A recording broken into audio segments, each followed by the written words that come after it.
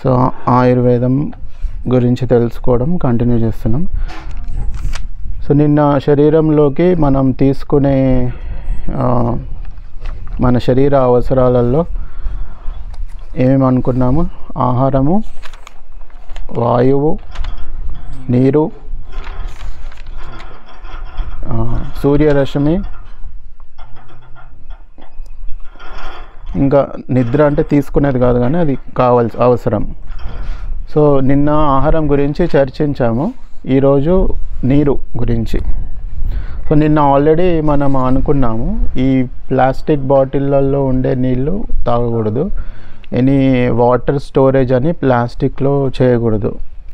ఈ ఫ్లాస్క్లలో కూడా hot water పోయడము అదంతా మనం చర్చించినాం. Hot water, especially hot water ప్లాస్టిక్తో కాంటాక్ట్లోకి వస్తే అది బీపీఏ రిలీజ్ అవుతుంది, దానివల్ల చాలా రోగాలు వస్తాయి.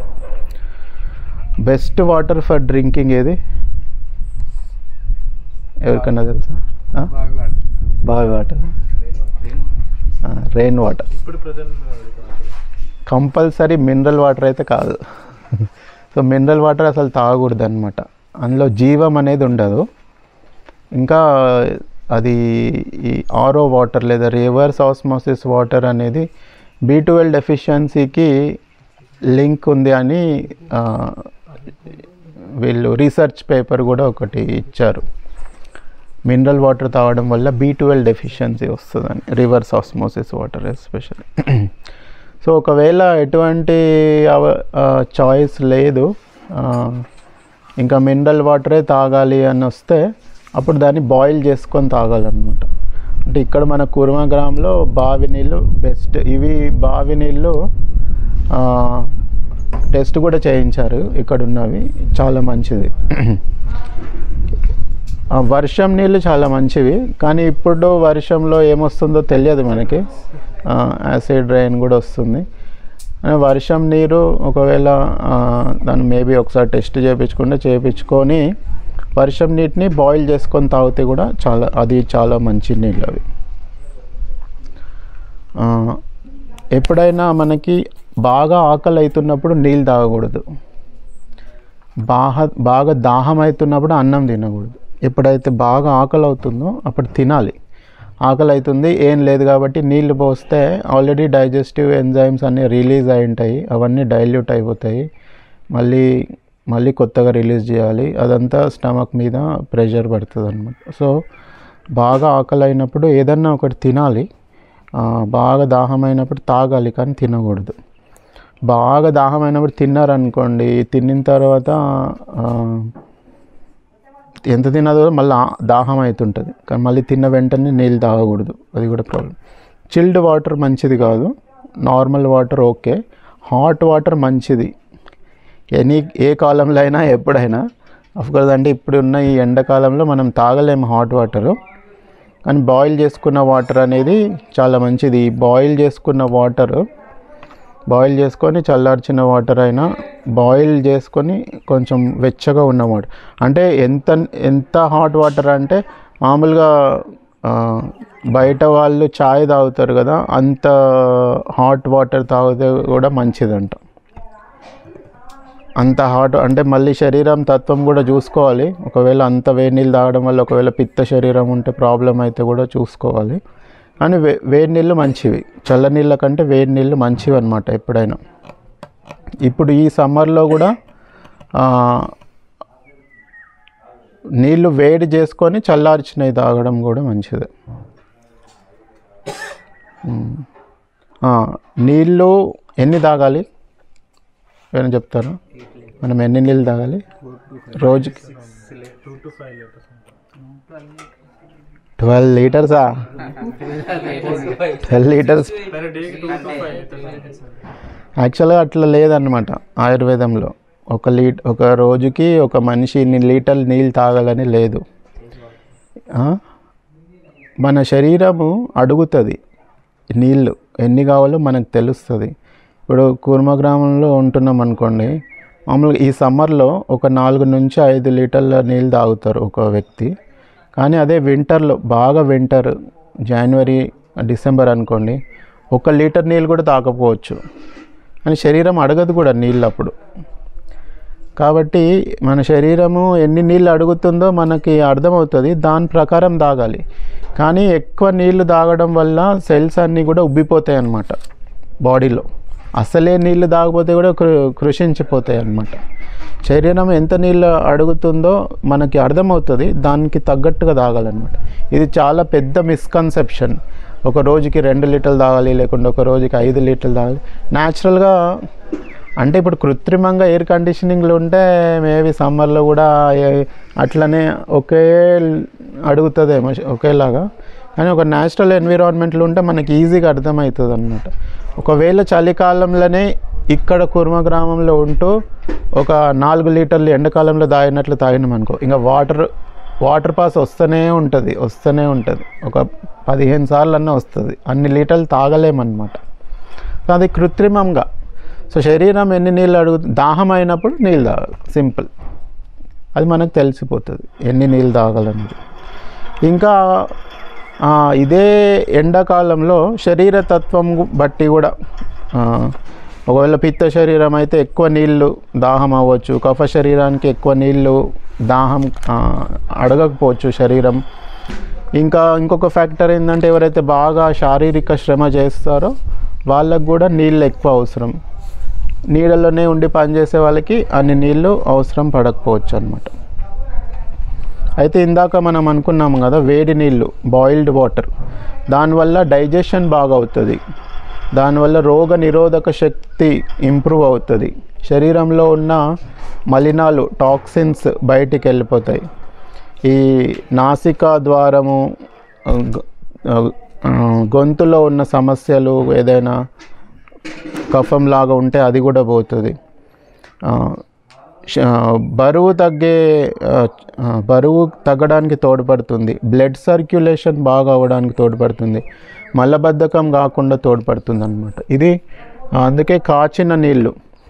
ఎట్లాగో వింటర్ అనుకోండి, వింటర్లో చల్లనీళ్ళు ఎలాగో తాగలేము ఆ చలికి. సో ఈ బాయిల్డ్ వాటర్ బాయిల్ చేసిన తర్వాత కొంచెం గోరువెచ్చగా, అంటే కొంచెం హీట్, మనం ఎంత తీసుకోగలితే అంత హీట్గా తీసుకుంటే మంచిది వాటర్.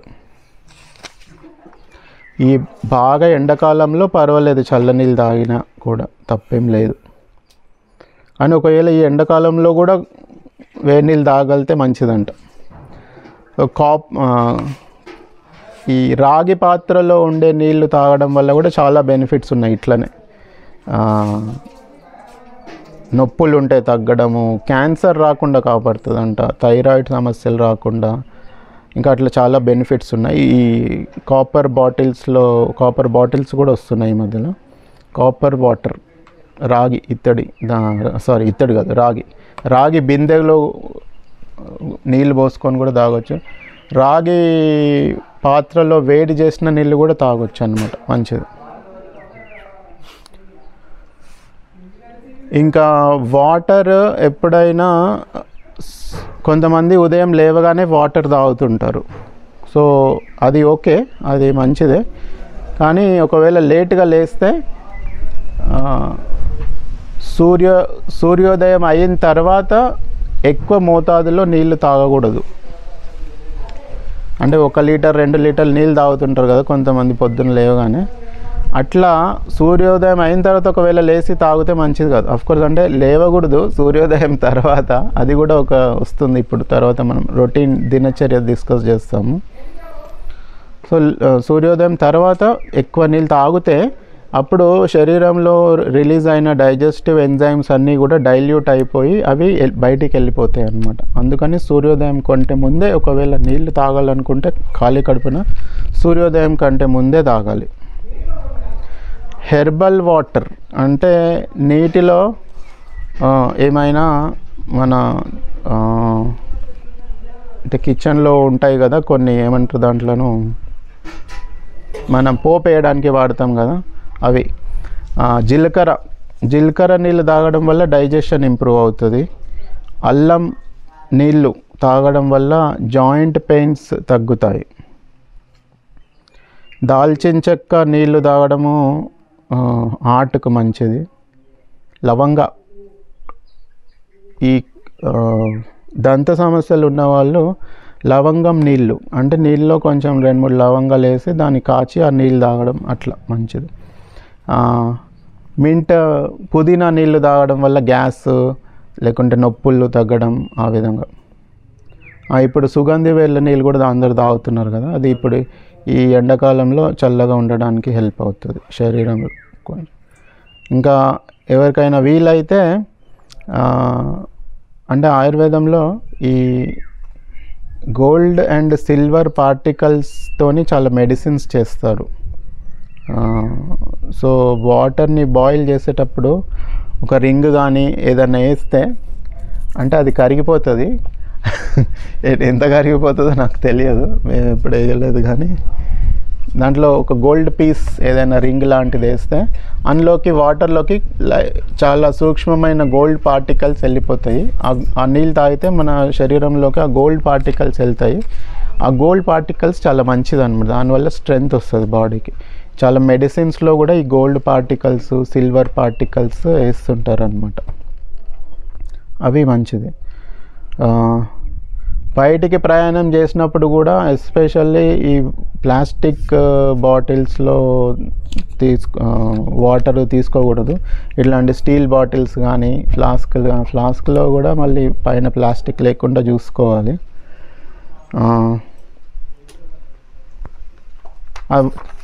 నిన్న అడిగారు తిన్న తర్వాత ఎంతసేపటికి నీళ్ళు తాగాలని. సో తిన్న తర్వాత కనీసం ఒక 1.5 hour వరకు నీళ్ళు తాగకూడదు, తర్వాత నీళ్ళు తాగొచ్చు. ఆయుర్వేదంలో ఇంకేం చెప్పబడిందంటే తిన్నప్పుడు ఎప్పుడైతే రుచి మారుతుందో అంటే ఫస్ట్ అన్నము ఇంకా కూరతోని తిన్నాము, తర్వాత సాంబార్ వేసుకుంటాము.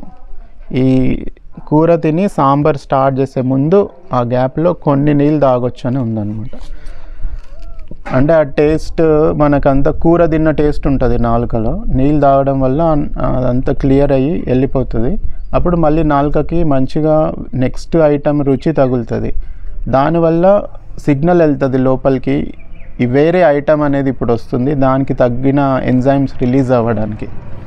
సో ఆ విధంగా ఈ మళ్ళీ స్వీట్ సాంబార్ తిన్న తర్వాత స్వీట్ తాగే ముందు అప్పుడు కూడా కొన్ని నీళ్ళు, ఇన్ని నీళ్ళు కాదు, జస్ట్ చిన్నగా ఒక 100 ml కూడా ఒక 50 ml నీళ్ళు అనుకోండి, ఒక సిప్ వాటర్ అంతే.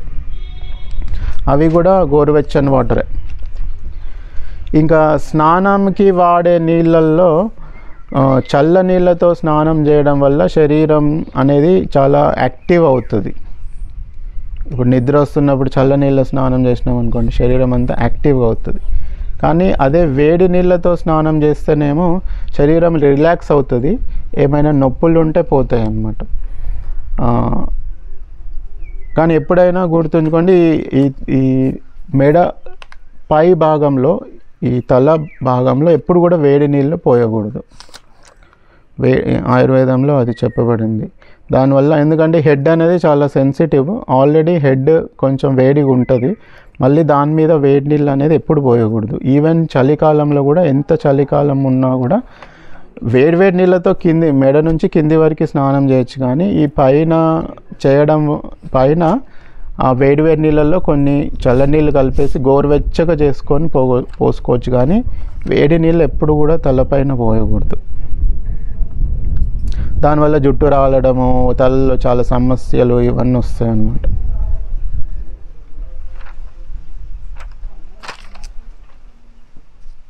ఇంకా వాటర్ గురించి ఏమైనా క్వశ్చన్స్ ఉన్నాయి? వాటర్ గురించి ఇంతే, ఎవరికైనా ఏమైనా క్వశ్చన్స్ ఉంటే అడగచ్చు. చెప్తాను, రేపటి క్లాస్లో చెప్తాను. అది కొంచెం పెద్ద టాపిక్, అది మళ్ళీ అది రేపటి క్లాస్లో చెప్తాను. సో వాటర్ గురించి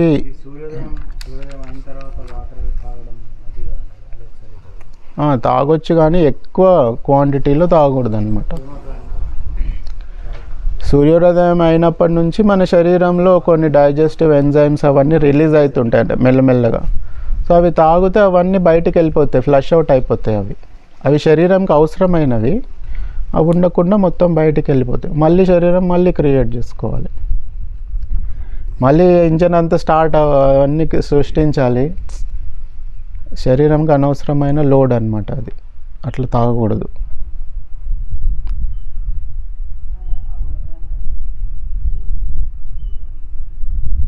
ఇది వాటర్ గురించి.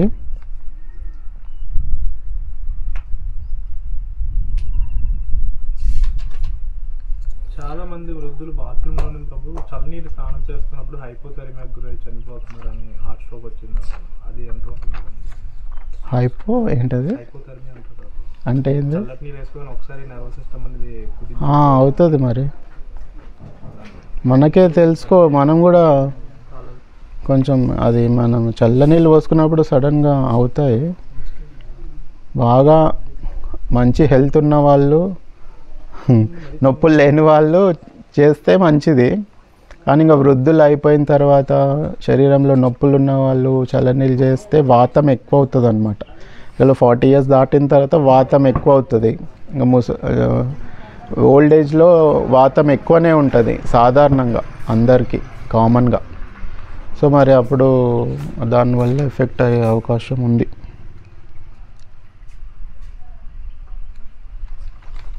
సో కొంతమంది ఇట్లా వాటర్ గంటకి 1 గ్లాస్ తాగాలని అట్లా అవన్నీ చేయకూడదు అనమాట. మన శరీరంని జస్ట్ సిగ్నల్ ఇస్తుంది దాహం అవుతుంది అని, అప్పుడు మాత్రమే నీళ్ళు తాగాలి. సో వాటర్ గురించి ఇంతే. తర్వాత ఎయిర్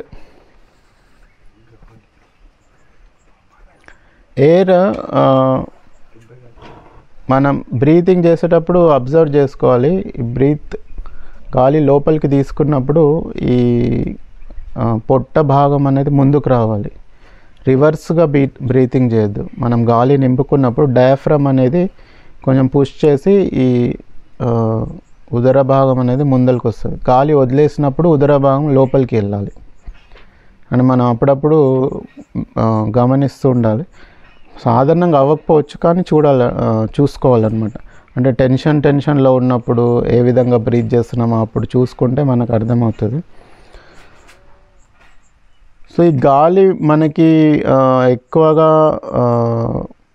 మంచిగా శరీరంకి అందాలంటే ప్రాణాయామం చేయడము ముఖ్యము. సో ప్రాణాయామంలో ఒక ఈజీ ప్రాణాయామం, అందరు చేసే ప్రాణాయామం, అది రెగ్యులర్గా ఎంతసేపు అంటే అంతసేపు చేయొచ్చు. 1:4:2 ఒక రేషియోలో చేయాలి, రిథమిక్ బ్రీతింగ్. సో ఈ లెఫ్ట్ ముక్కు రంధ్రం నుంచి 1 సెకండ్ గాలి పీల్చుకుంటే ఈ 2 మూసేసి 4 seconds కుంభించాలి. అంటే బయటికి వెళ్ళకుండా ఎయిర్ అంతా లోపలనే ఉంచాలి. తర్వాత 2 seconds ఈ దాంట్లో నుంచి వదలాలి. మళ్ళీ 1 second పీల్చుకోవాలి, 4 seconds ఉంచాలి, 2 seconds వదలాలి. జనరల్గా 5:20:10 రేషియోలో చేయొచ్చు ఇది స్టార్టింగ్. ఒకవేళ 5 కూడా కాకుంటే 3, అంటే 5 seconds గాలి పీల్చుకున్నాము,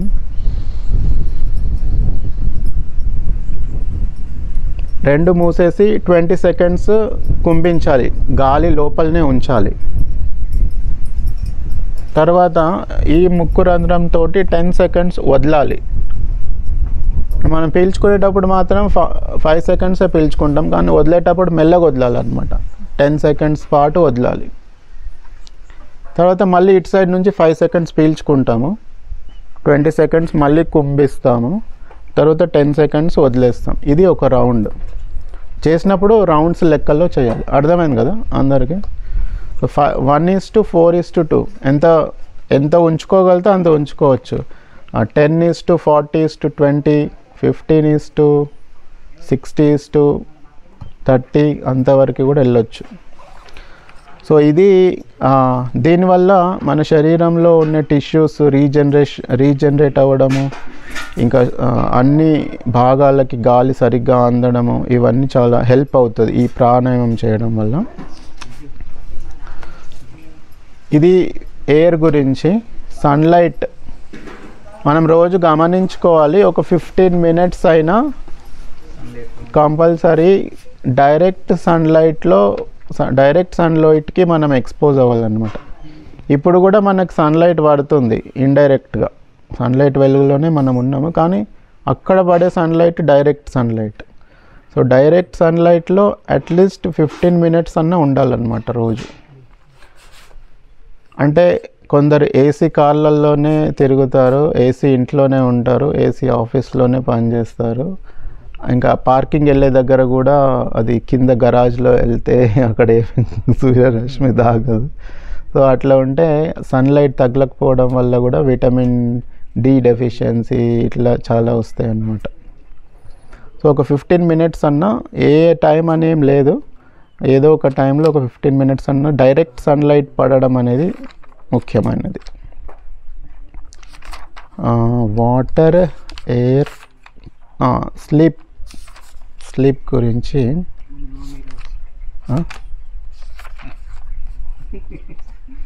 intake water, air, sunlight. Water చెప్పినాము, ఎయిర్ చెప్పినాము, సన్లైట్ చెప్పినాము. శరీరంకి ఇంకొక అవసరమైనది ఏంటంటే నిద్ర. సో నిద్ర, వెరీ స్లీప్.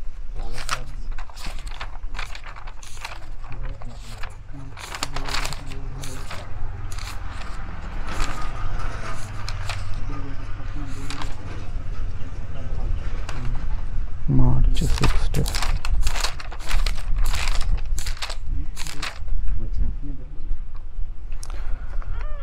ఆరోగ్యానికి ఒక చిహ్నం, ఆరోగ్యవంతంగా ఉన్నాడు ఒక వ్యక్తి అనేదానికి ఒక సూచన, ఒక సైన్ ఏమిటంటే ఉదయం లేచినప్పుడు మనము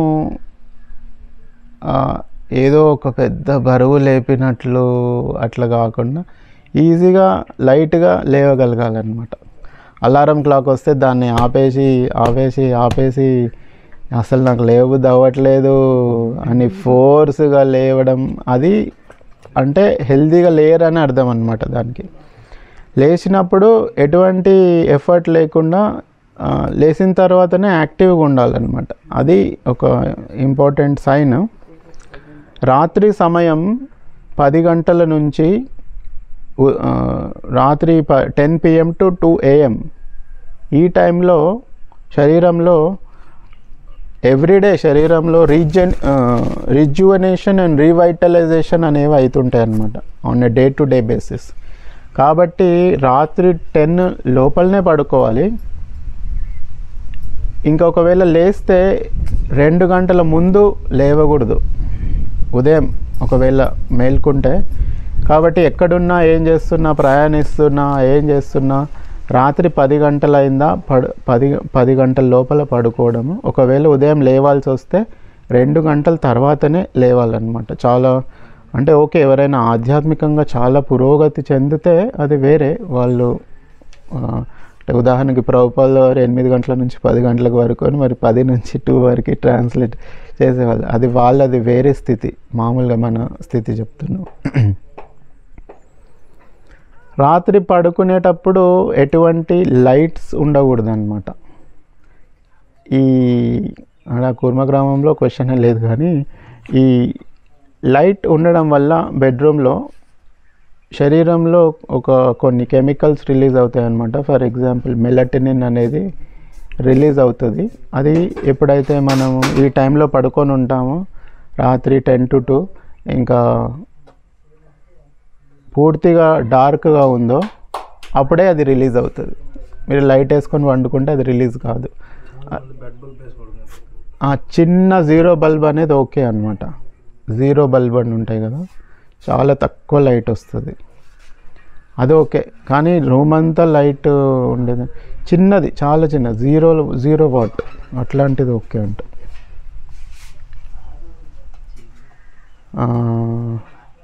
తిన్న వెంటనే పడుకోకూడదు. తిన్న తర్వాత కనీసం ఒక 90 మినిట్స్ తర్వాత పడుకోవాలి. సో ఇప్పుడు కూర్మగ్రామంలో ఏం చెప్తామంటే గౌరారతి ముందే తినమని చెప్తామన్నమాట. అంటే 6:30కి గౌరారతి ముందే తినడం. ఎందుకంటే ఒకవేళ గౌరారతి తర్వాత తిన్నాం అనుకోండి, అంటే గౌరారతి తర్వాత మరి క్లాస్ కూడా ఉంటుంది. క్లాస్ అయిపోయే వరకు 7:45, 8 అవుతుంది. 8కి తిన్నాం అనుకోండి 8:30 వరకు అవుతుంది. 8:30 అంటే 10కి పడుకోవాలి. 10కి వండుకొని మళ్ళీ ఉదయం 3:30కి లేస్తే చాలామందికి మంచిగా ఉండదు, అంత మాత్రం నిద్ర సరిపోదు 5.5 అవర్స్. కాబట్టి గౌరారతి కంటే ముందే ఆహారం అనేది ప్రసాదం అనేది తీసుకుంటే మొత్తం దానికి అరిగిపోవడానికి బాగా సమయం దొరుకుతుంది. ఒకవేళ ఏమైనా ఆకలి ఉంటే కొన్ని పాలు తాగి పడుకోవచ్చు అన్నమాట. డే టైం నిద్ర అనేది మంచిది కాదు. డే టైంలో ఒకవేళ పడుకోవాల్సి వస్తే ఖచ్చితంగా తిన్న తర్వాత అయితే పడుకోకూడదు అనమాట. ఒకవేళ తిన్న తర్వాత పడుకుంటే అది కుర్చీలో పడుకోవాలి. అది కూడా ఒక just 20 minutes 15 minutes 20 minutes last 20 minutes వరకు. అంతేగాని ఒకవేళ డే టైంలో నిద్ర సరిపోక పడుకోవాల్సి వస్తే డే టైంలో ఖాళీ కడుపునే పడుకోవాలి. అంటే కడుపులో ఉన్నది మొత్తం అరిగిపోయి ఉండాలన్నమాట ఒకవేళ డే టైంలో పడుకోవాలి అంటే, ఇంకా తప్పలేదు అంటే. కానీ కడుపులో ఉన్న ఆహారం ఇంకా అరగలేదు, అప్పుడు తిని పడుకుంటే దానివల్ల చాలా రోగాలు వస్తాయి. దానివల్ల ఎక్కువ కూడా నిద్రపోతాం అన్నమాట. అంటే ఒకవేళ మనకి యాక్చువల్గా 1/2 hour నిద్ర తక్కువైంది, ఖాళీ కడుపున ఉంటే అట్లా పండుకుంటే 1/2 hour పండుకున్న తర్వాత మేలుకు వస్తుంది. కానీ అదే 1/2 hour తక్కువైంది, కానీ తిని పడుకుంటే 1 hour కానీ 1 hour 1.5 hour కానీ పడుకుంటాం అన్నమాట.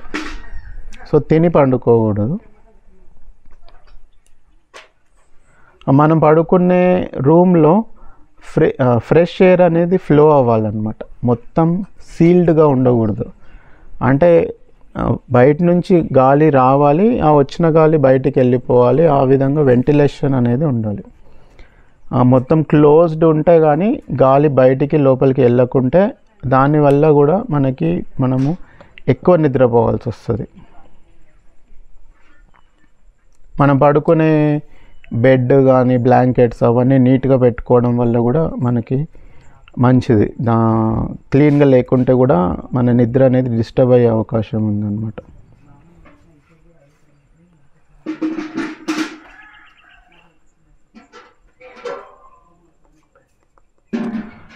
ఎటువైపు తిరిగి పడుకోవాలంటే దక్షిణం వైపు తల పెట్టి పడుకోవడం అనేది చాలా మంచిది.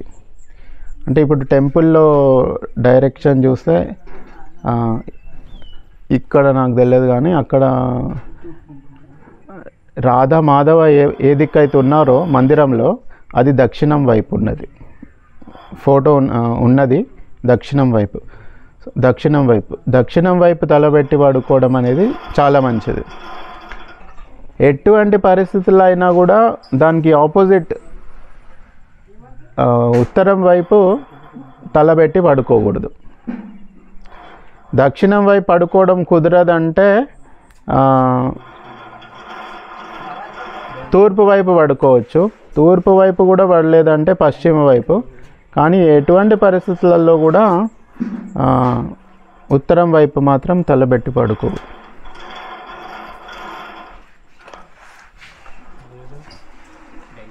ఇది నిద్ర గురించి. అయితే నిద్ర మామూలుగా ప్రభుపాల వారు ఏం చెప్తారంటే 6 hours పడుకోవాలని చెప్తారు. అట్లా పడుకోగలిగితే మంచిది. అది అర్త్ మ్యాగ్నెటిక్ వేవ్స్ మన శరీరంలో ఉన్న మ్యాగ్నెటిక్ ఫీల్డ్కి అది ఆపోజిట్ అయిపోయి శరీరం అంతా ఇట్లా దక్షిణం వైపు పడుకోవడం వల్ల బ్యాలెన్స్ అవుతుంది అన్నమాట.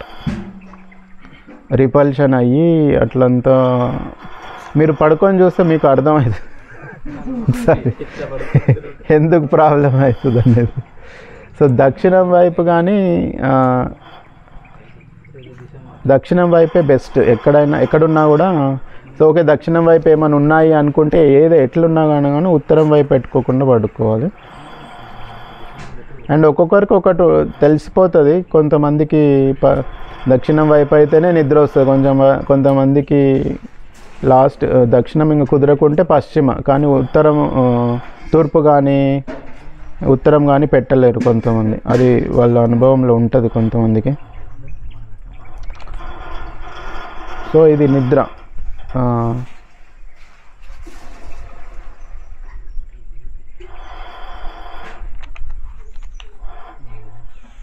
సో నిద్ర కూడా అయిపోయింది.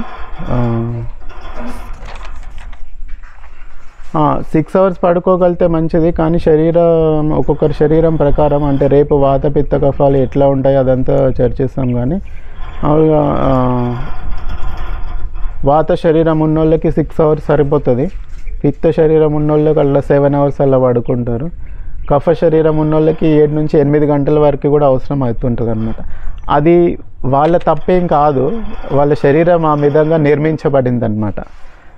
నాకు ఎందుకు ఎక్కువ నిద్ర వస్తుంది అని ఫీల్ అవ్వాల్సిన అవసరం లేదు. ఆ శరీరం ఆ విధంగా నిర్మించబడింది అంతే. వాత శరీరం ఉన్న వాళ్ళకి వాళ్ళు ఒకవేళ పడుకోవాలన్నా పడుకోలేరు 6 అవర్స్ కంటే ఎక్కువ, వాళ్ళు లేచిపోతారు అన్నమాట. అట్లా కఫ శరీరం వాళ్ళని 7 గంటలు అయిన తర్వాత కూడా లేపితే కూడా వాళ్ళు లేవలేరు. 7 నుంచి 8 గంటల నిద్ర అవసరం పడుతుంటుంది వాళ్ళకి. సో ఇది శరీరం అవసరం, మనం శరీరం లోపలికి తీసుకునే దాంట్లో ఇవన్నీ కవర్ అయినాయి. ఇప్పుడు రొటీన్ దినచర్య గురించి.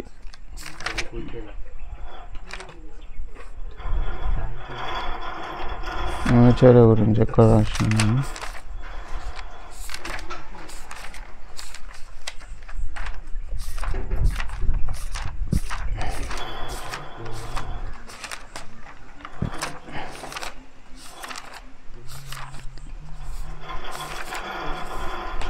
సో దినచర్య మొదట విషయం అంటే డైలీ రొటీన్ ఏ విధంగా ఉంటుందని. బ్రహ్మముహూర్తంలో నిద్ర లేవాలి. సో వైదిక విధానంలో ఒక రోజుని 30 ముహూర్తాలుగా విభజించబడింది. సో సూర్యోదయం ఎప్పుడైతే అవుతుందో అది మొదటి ముహూర్తం అన్నమాట. అంటే సూర్యుడు ఉదయించినాడు, అప్పుడు ఈ రోజు యొక్క మొదటి ముహూర్తం ప్రారంభమవుతుంది. సూర్యోదయం ఉదయించకంటే ముందు ప్రీవియస్ డే యొక్క 30వ ముహూర్తం ముగించిందనమాట, సూర్యోదయం ఉదయించకంటే ముందు. కాబట్టి ప్రీవియస్ డే యొక్క 29వ ముహూర్తంలో లేవాలని చెప్పబడింది. అంటే ఇప్పుడు ఉదాహరణ చెప్తే ఈజీగా అవుతుంది. ఒక ముహూర్తం అంటే 48 నిమిషాలు. సో ఉదాహరణకి సూర్యోదయం 6 గంటలకు అయింది అనుకోండి, అంటే 2 ముహూర్తాల ముందు లేవాలి 29వ ముహూర్తంలో. 48 96 నిమిషాల ముందు 4 గంటల 24 నిమిషాల నుంచి 6 గంటల వరకు 96 నిమిషాలు అవుతుంది. సో ఆ సమయంలో నిద్ర లేవాలి. 4 గంటల 26 సూర్యోదయం కంటే 96 నిమిషాల ముందు నిద్ర లేవాలని చెప్పబడింది. ఇక్కడ అందరూ లేస్తారు, ఇంతకంటే బ్రహ్మముహూర్తం కంటే ముందే లేస్తారు. సో అదేం ప్రాబ్లం లేదు. కానీ బ్రహ్మముహూర్తం తర్వాత నిద్ర లేస్తే అది ఆరోగ్యానికి మంచిది కాదన్నమాట. ఓకే, లేచిన తర్వాత సాధారణంగా మనం ఏం చేస్తామంటే ఈ పళ్ళు తోమేసుకుంటాము, తర్వాత స్నానం చేస్తాము అంతే. కానీ ఆయుర్వేదం ప్రకారము మనము ఈ 5 ఇంద్రియాలని ప్రాపర్గా క్లీన్ చేసుకోవాలన్నమాట. దానికి ఏమని చెప్పిందంటే, ఓకే ఫస్ట్ లేచిన తర్వాత ఇక్కడ ఎవరు వాడరు, కానీ బయట ఇక్కడికి వచ్చే ముందు ఏం వాడుతుండేమంటే టూత్పేస్ట్లు వాడతారు. ఈ టూత్పేస్ట్లో చాలా డేంజరస్ కెమికల్స్ ఉంటాయి. ఉదాహరణకి ఆస్పర్టేమ్ అనేది ఒక ఆర్టిఫిషియల్ స్వీట్నర్. అది దానివల్ల క్యాన్సర్ రావడము, దానివల్ల ఎన్నో రోగాలు రావడము అవన్నీ ఉన్నాయి. క్యారగినన్, సోడియం లారియల్ సల్ఫేట్, ఇది ఒక పాయిజన్ ఫోమింగ్ ఏజెంట్ అది. ఇంకా FD&C బ్లూ 1 and 2 ఇవి కోడ్ వర్డ్. సార్బిటాల్, ట్రైక్లోసాన్, ఇవన్నీ కూడా చాలా హానికరమైన కెమికల్స్ అన్నమాట. ఆయుర్వేదంలో ఏం చెప్పబడిందంటే పేస్ట్ లాంటిది వాడమని చెప్పలేదు, ఈ పౌడర్సే వాడాలని చెప్పబడింది అన్నమాట. ఆయుర్వేదంలో పేస్ట్లు ఉన్నాయి, లేహ్యాలు అంటారు, కానీ పేస్ట్ ఎప్పుడు పళ్ళకి వాడాలని చెప్పబడలేదు, చూర్ణాలే వాడమని చెప్పారన్నమాట. సో పొద్దున లేవగానే ఈ ఫస్ట్ మనం చేసే పని, ఒకవేళ అన్ని భయంకరమైన కెమికల్స్తో తయారు చేసిన పేస్ట్ని ఆ ప్లాస్టిక్ బ్రష్లో ఆ ప్లాస్టిక్లో బీపీఏ అదంతా ఉంటుంది, అది తీసుకుపోయి మనం నోట్లో పెట్టడం అనేది చాలా డేంజరస్ అన్నమాట అది. సో మరి దాని బదులు ఏం చేయాలి అంటే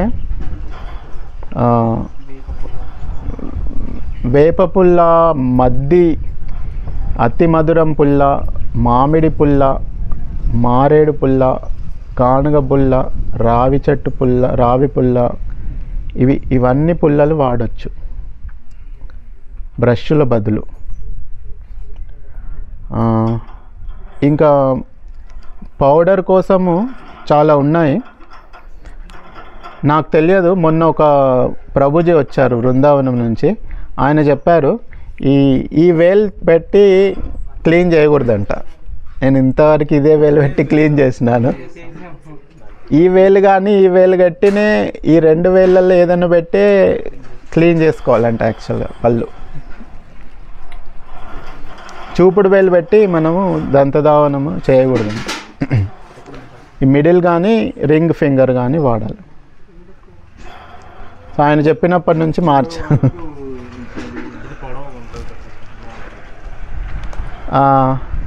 మీకు తెలుసా అందరికి పౌడర్స్ చాలా ఉంటాయి, పౌడర్స్ చాలా ఉంటాయి. ఇంకొకటి, మార్కెట్లో దొరికే పౌడర్స్ కంటే మనం చేసుకోవచ్చు, చాలా ఈజీ.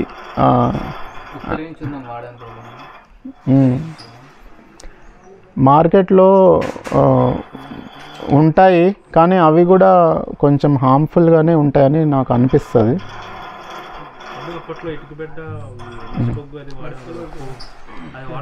మీరు కావాలంటే ఇది రాసుకోవచ్చు, ఫార్ములా ఉంది. లవంగం 15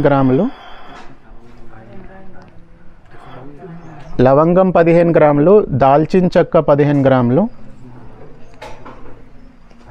ఇలాచి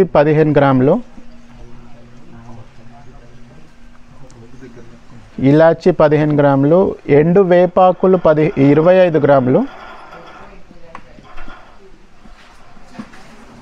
సైంధవ లవణం 15 గ్రాములు, రాక్ సాల్ట్, ఆవు పిడకల భస్మం చేయకుండా దాన్ని బొగ్గులాగా చేయాలన్నమాట. లేదంటే మన ఫైర్వుడ్ బొగ్గు, అది ఒక 50 గ్రామ్స్. సో ఇది ఒకసారి చేస్తే చాలా రోజులు వస్తుంది ఈ పౌడర్, మేము చేసినాము. సో దాంతో మనం చేయొచ్చు. ఈ పౌడర్ వాడినా ఖచ్చితంగా పుల్ల వాడాలి. ఎస్పెషల్లీ కొంతమందికి పళ్ళ మధ్యలో సందులు ఉంటాయి, ఆ సందులలో ఆహారం ఇరుక్కుపోతుంటుంది కాబట్టి ఖచ్చితంగా పుల్ల అనేది వాడాలన్నమాట. ఇప్పుడు బయట టూత్ బ్రష్లు వచ్చాయి, బ్యాంబూతో తయారు చేసినవి, అవి ఉంటాయి. సో అంటే ఇంకా అవి వాడుకోలేని వాళ్ళు వాడుకోవచ్చు అని చెప్తారు డాక్టర్. కానీ మనం బెస్ట్ థింగ్ అంటే ఈ వేప పుల్ల వాడిందే బెస్ట్ అన్నమాట. సో ఈ పుల్ల వాడడము, పౌడర్ అంటే పుల్ల వాడితే పౌడర్ కూడా అవసరం లేదు. పుల్ల వాడకుంటే ఒకరోజు పుల్ల దొరకలేదు అనుకోండి, బ్రష్ పెట్టే బదులు పేస్ట్ పెట్టే బదులు పౌడర్ పెట్టుకోవడం, అంటే పౌడర్ చేసి పెట్టుకుంటే ఒకవేళ ఒకరోజు పుల్ల లేకున్నా పౌడర్తో అన్నా చేసుకుంటాం అన్నమాట. ఈ చిగుర్లని మసాజ్ చేయాలి. చిగుర్లని బ్రష్ తోటి గట్టిగా రాకడం వల్ల చాలా ప్రాబ్లమ్స్ వస్తాయి. ఈ చిగుర్లను ఎప్పుడు మసాజ్ చేయాలి. అంటే దానికంటే ముందు ఏమంటే అభ్యంగనం గురించి చెప్తాను.